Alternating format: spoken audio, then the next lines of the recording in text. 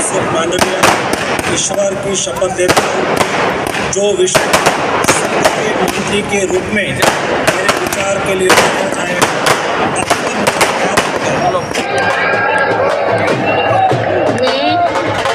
मैं शिवराज सिंह चौहान ईश्वर की शपथ लेता हूं कि मैं विधि द्वारा स्थापित भारत के संविधान के प्रति सच्ची श्रद्धा और निष्ठा रखूंगा। मैं भारत की प्रभुता और अखंडता अक्षुण्ण रखूंगा।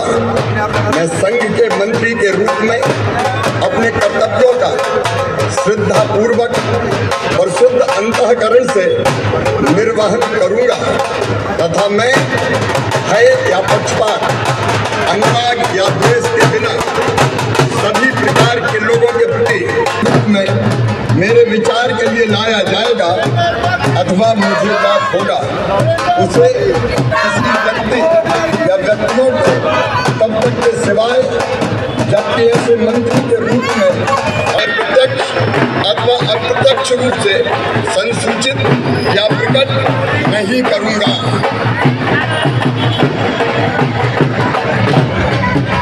द्वारा स्थापित भारत के संविधान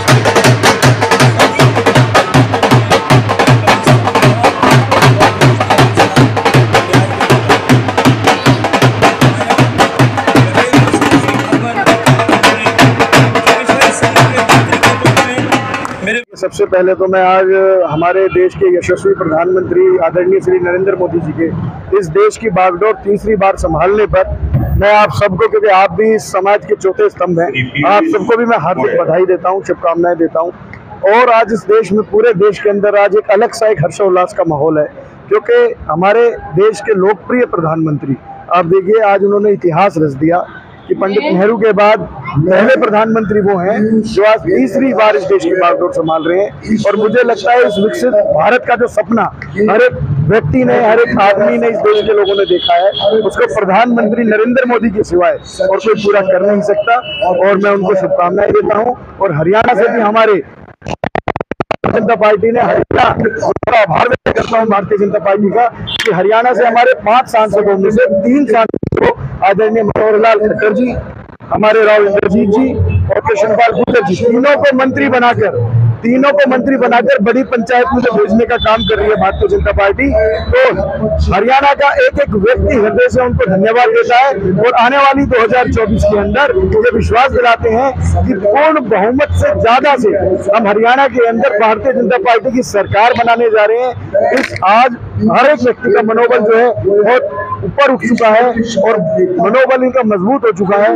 एक एक आदमी, एक एक कार्यकर्ता इतना कर्मठ और अच्छे तरीके से इस भारतीय जनता पार्टी का प्रचार प्रसार करने का काम करेगा और हरियाणा के अंदर भी 2024 के अंदर सरकार बनाने का काम करेगा। जिस तरह से आपने कहा कि हरियाणा को तवज्जो दी गई है मंत्रिमंडल में, गुरुग्राम के लिए भी बेहद अहम है। गुरुग्राम के जो राव इंद्रजीत सिंह एक बार फिर से उनको मौका दिया जाए, एक बार फिर से मोदी कैबिनेट में शामिल हो जा रही है। आप क्या मानते हैं गुरुग्राम वासियों के लिए कितना महत्वपूर्ण है आज? गुरुग्राम वासियों के लिए तो बहुत अति महत्वपूर्ण दिन है आज। मैं बता रहा हूँ ना, ऐतिहासिक दिन है, क्योंकि देखिए राव इंद्रजीत पहले भी मंत्री रहे और दोबारा से उनको आज फिर उनको मंत्री पद से सुशोभित करने का, और उनके साथ साथ 2 और हरियाणा से ही मंत्री बनाए जा रहे हैं। तो मैं कह रहा हूँ आज हरियाणा का तो एक एक व्यक्ति हृदय से आभार व्यक्त कर रहा है भारतीय जनता पार्टी का। ये बहुत बड़ी बात है कि 5 सांसदों में से 3 सांसदों को बड़ी पंचायत में, देश की बड़ी पंचायत में भेजने का काम भारतीय जनता पार्टी ने किया है। मैं भारतीय जनता पार्टी का दिल की गहराइयों से धन्यवाद करता हूँ और विश्वास दिलाता हूँ कि ऐसे ही हरियाणा के अंदर भी 2024 में बड़ी मजबूत सरकार जो है भारतीय जनता पार्टी की बनने जा रही है। मंत्री आज प्रधानमंत्री तीसरी बार शपथ ले रहे हैं, क्या कहें?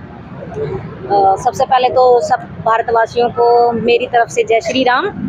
और बहुत खुशी है और बहुत हर्षोल्लास है इस चीज़ के लिए कि हम तीसरी बार हमारी सरकार बनी है। और बहुत अच्छा लग रहा है कि हमने जो सरकार, जो हमने सोचा था ना, हमने वो कर दिखाया है और पूरी लगन और मेहनत के साथ किया। और हमारे मोदी जी के हम साथ हैं, बिल्कुल हमने जो सोचा है वो सब हम करेंगे और बहुत खुशी के साथ करेंगे। पर बहुत खुशी हो रही है इस चीज़ की कि हमारी तीसरी बार सरकार बनी है और मोदी जी ने मतलब जो कहा था ना वो करके दिखा दिया है।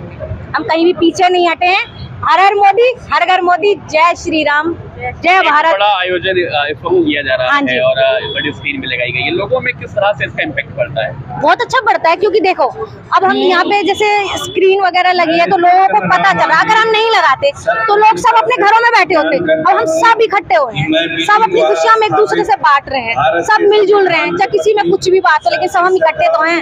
हाँ कि भाई हम सब एक हैं, एकजुट हैं, क्योंकि जो एकता होती है वो सबसे बड़ी होती है, और वो सबसे बड़ा एक उदाहरण होता है हम सबके लिए कि भी हाँ अब यहाँ से जैसे लोग देखते हुए जा रहे हो ना, अगर ये नहीं होता तो लोगों को क्या पता होता कि क्या हो रहा है, आज क्या हुआ है, आज कैसी शपथ ली जाती है। सब लोग अपने घरों में होते हैं, लेकिन यहाँ जो स्क्रीन लगा के और शपथ ग्रहण समारोह का जो फंक्शन किया है मेरे चाचा जी अमित भारद्वाज जी ने बहुत अच्छा किया है कि हम सब एक साथ इकट्ठे हुए हैं, अपनी खुशियां बांट रहे हैं। जो हमारे मन में खुशियां थी ना, मतलब कह रहे थे वो अंदर ही अंदर वो बाहर निकल के आ रही है, तो हमें बहुत खुशी हो रही है।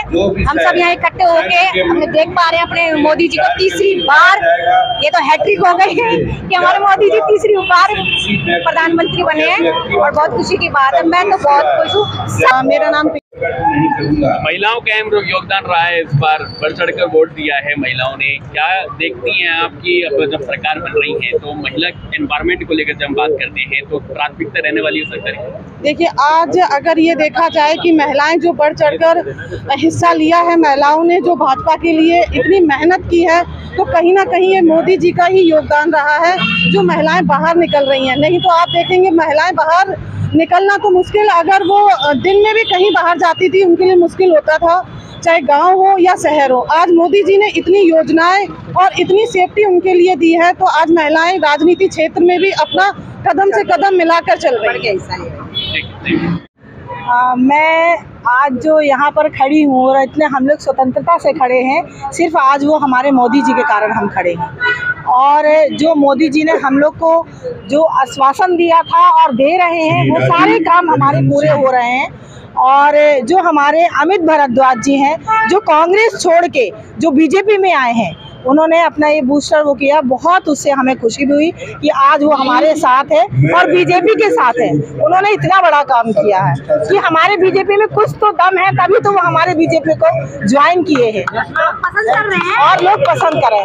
तो मैं ये चाहती हूँ कि हमारे मोदी अब तीसरी बार बने हैं, तो मैं चौथी बार भी उन्होंने, क्योंकि वो हमारे सिर्फ भारत के नेता नहीं है, वो एक हमारे मातृशक्ति के इतने काम करने वाले, मातृशक्ति के प्रति वो इतने काम करने वाले व्यक्ति हैं कि हर बार वो सोचता, जैसे एक घर का मुखिया होता है, एक देश का मुखिया, वो जो मुखिया होता है वो घर को कैसे चलाता है, वैसे ही वो देश को ऐसे चला रहा है। तो उनकी जगह तो कोई ना लिया है और ना ले सकता है।